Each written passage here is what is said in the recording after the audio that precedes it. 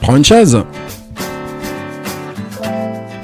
L'architecte allemand Ludwig Mies van der Rohe, 1886-1969, est le père de la célèbre formule « less is more ».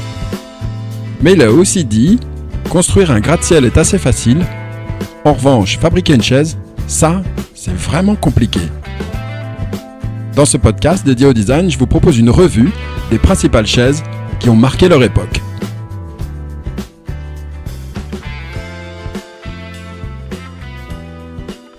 Tomvac de Ron Arad.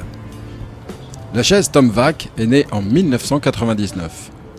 Elle est l'œuvre du designer israélien Ron Arad, né en 1951. Il a alors 48 ans. Avec la chaise Tomvac, Ron Arad explore les ondulations des surfaces. Le relief de la surface donne l'idée de sillons parallèles ou d'ondulations, comme celle qui se propage à la surface de l'eau lorsqu'on la fait vibrer. La coque de l'assise est réalisée en plastique, du polypropylène avec un traitement novateur en surface, grâce à l'ajout d'additifs censés protéger la couleur d'une décoloration suite à une exposition prolongée au soleil. Le piétement tubulaire, proposé en standard en inox, peut, c'est une option, être traité pour résister aux intempéries.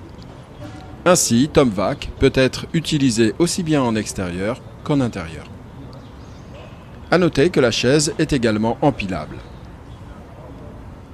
Si Ron Arad est connu pour son obsession de la nouveauté et de la recherche au sens large, il n'en reste pas moins très attaché à la fonction et à l'usage de ses créations.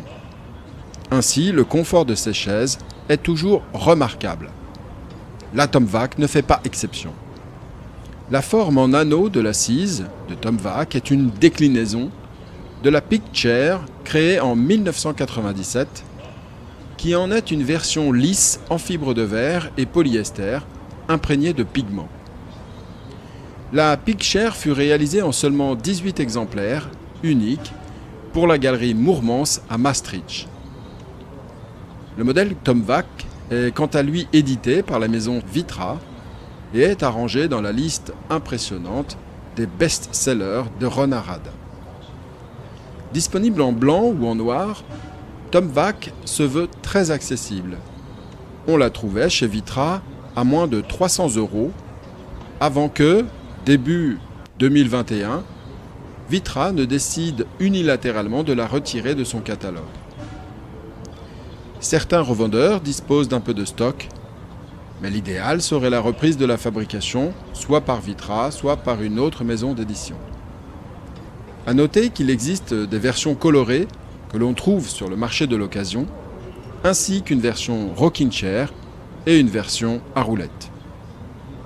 Si cette situation devait perdurer, les prix de tous ces exemplaires, neufs ou d'occasion, pourraient voir leur cote augmenter. Dans le prochain épisode, nous allons, voire nous restons, car c'est là que vit Ron Arad, en Angleterre.